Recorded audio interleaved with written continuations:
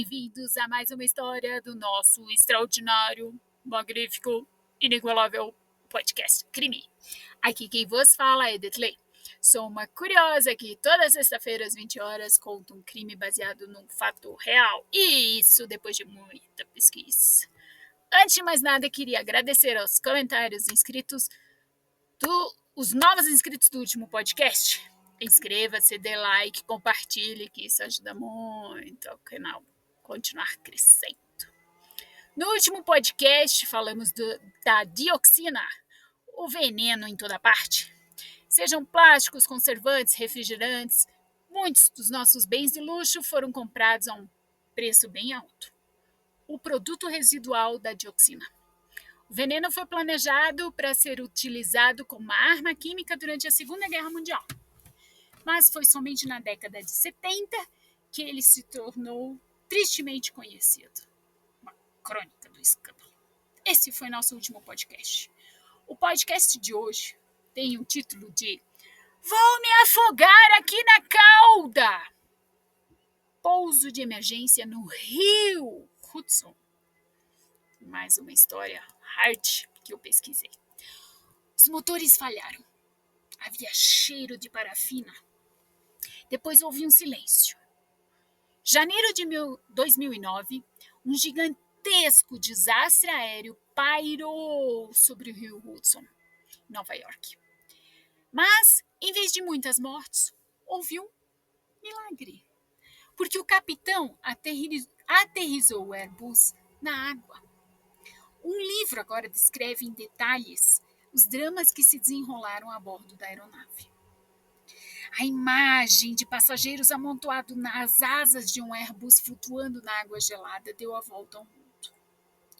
A sequência de eventos parece familiar. Em 15 de janeiro de 2009, um Airbus A320 decolou do aeroporto de LaGuardia, em Nova York, e colidiu com um bando de gansos selvagens após apenas 90 segundos, causando a falha dos dois motores. O capitão Chesley Sullenberger conseguiu a façanha de fazer um pouso de emergência no rio Hudson com um planador de 75 toneladas e membros da tripulação foram resgatados por balsas que correram para o local. Tudo está bem quando acaba bem, não? Mas, para as mais de 150 pessoas a bordo, os poucos minutos desse quase desastre se transformaram em um pesadelo sem fim. Como é testemunhar um acidente aéreo como este?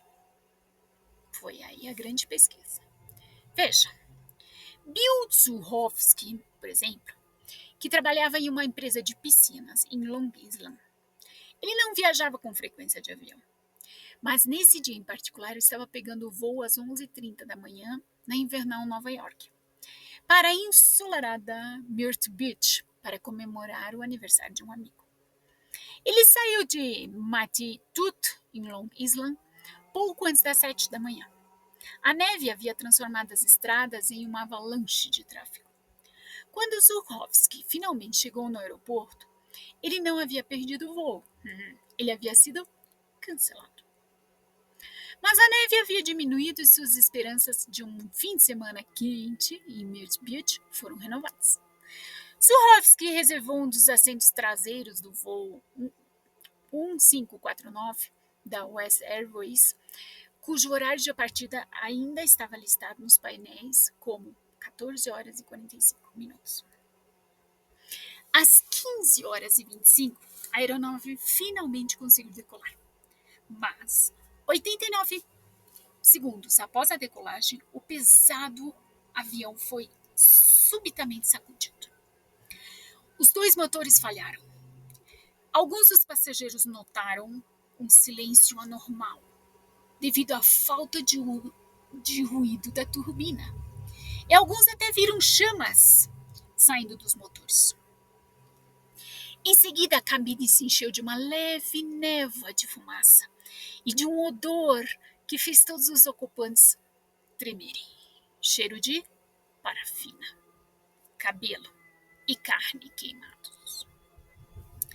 Para ter uma visão geral, Sullenberg deixou a aeronave fazer uma curva acentuada à esquerda em direção a Manhattan.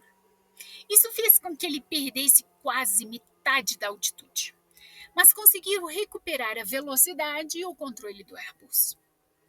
Ele também teve uma ideia de até onde poderia ir com um planador gigante.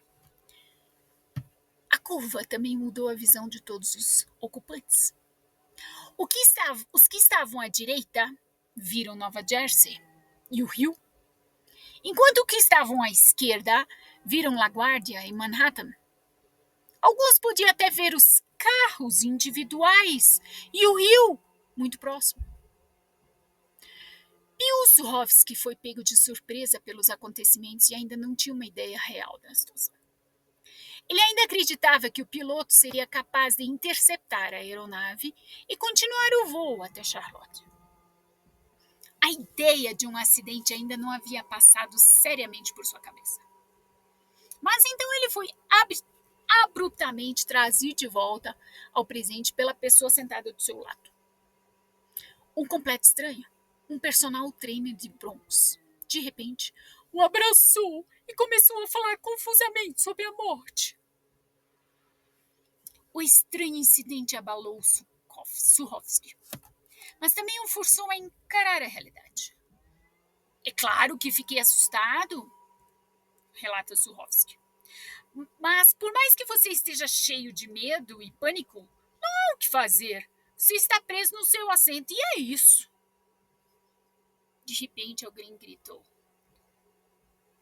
Quando é que alguém vai nos dizer o que está acontecendo? O motor esquerdo desmontando.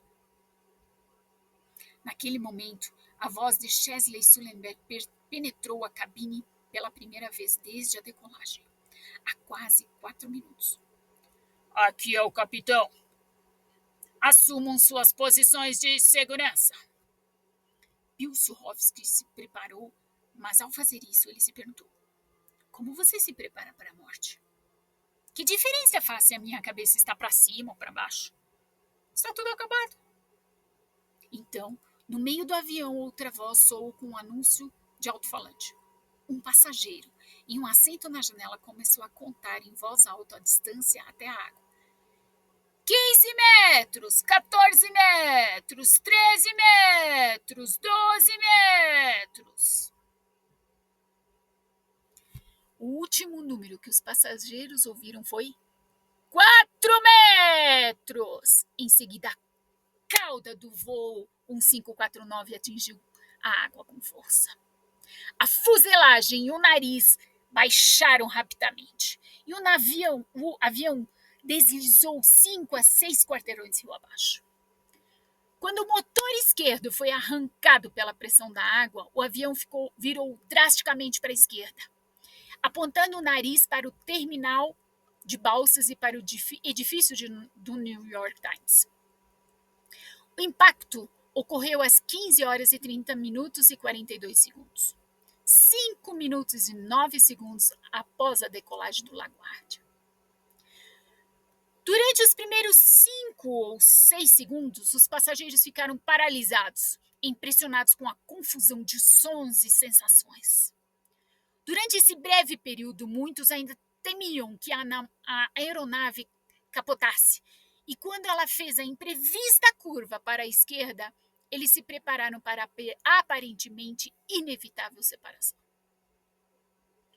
Muitos ficaram inconscientes por um breve período ou ligeiramente desorientados ao baterem a cabeça contra os assentos dianteiros. Outros haviam se desligado completamente em preparação para a morte ou simplesmente se desligaram da realidade. Alguns pensaram que já estavam mortos e que o pouso em si era o momento da morte. Muitos assistiram a todo o evento como espectadores do lado de fora. O grupo na primeira classe e nas primeiras filas da classe econômica pôde usar as 2 portas da saída dianteira, enquanto as pessoas nos assentos no meio se aglomeravam em torno das 4 saídas de emergência das asas. Os passageiros da classe econômica da fileira 19 e 20 de popa Normalmente deveriam usar as 2 saídas traseiras, mas o Hudson já estava entrando por vários vazamentos na parte traseira da aeronave, tornando as saídas traseiras inúteis.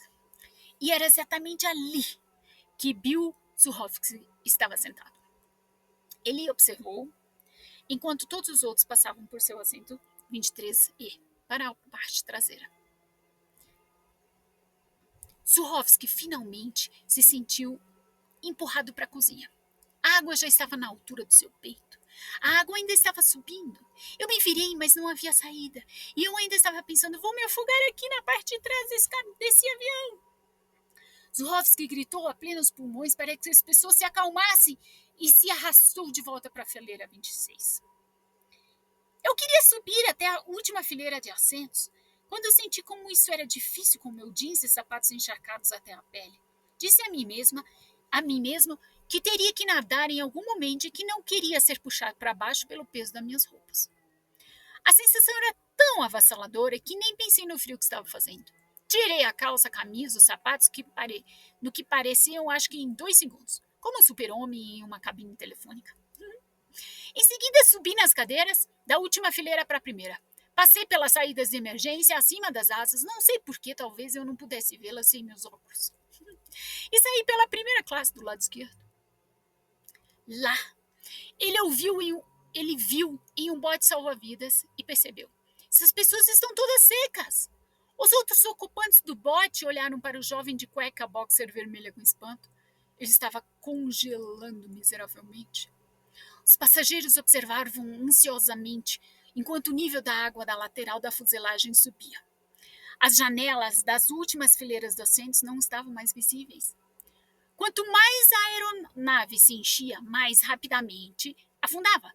Mas nenhum dos ocupantes, nem mesmo os membros da tripulação da aeronave, conseguiu separar o bote salva-vidas da fuselagem. Devido às verificações de segurança da aviação comercial, após o 11 de setembro de 2001, nenhum dos passageiros tinha conseguido nem mesmo o menor canivete, o que teria facilitado muito a tarefa ali na hora. Sullenberger apareceu na porta e soltou um fecho do velcro, mas a balsa ainda permanecia firmemente presa à aeronave. Um dos companheiros de sofrimento de Surovsky estava tão desesperado que tentou morder o fio de nylon que conectava a balsa à moldura da porta. Esfreguei a linha na borda da porta para irritá-la. Tentei mordê-la para cortá-la, mas senti o gosto da parafina da corda, então soltei novamente. Mas os marinheiros das balsas que se aproximavam tinham facas. Havia um senhor mais velho, com um bigodinho preto. Gritamos por uma faca e ele sacou sua faca com 15 e 20 centímetros de comprimento. Eu ainda estava pensando, de jeito nenhum vou jogar essa coisa no Hudson. Quando o marinheiro jogou a faca, o passageiro de Surovsky, Alison Bell, pegou-a com uma das mãos, provocando aplauso dos experientes homens duros na balsa. Ela passou a faca para Sullenberger, que a usou para soltar a balsa do avião. Mais tarde, entre um punhado de laptops, casacos e bolsas deixados para trás nos destroços do Airbus, os investigadores encontraram um par de calças jeans masculinas tamanho 32 na fileira 20, não muito longe de onde Bill Surovsky havia se despido até a cueca. As experiências e impressões de Surovsky são apenas uma das 150 histórias pessoais que se desenrolaram naquele dia. Muita pesquisa para vocês, muito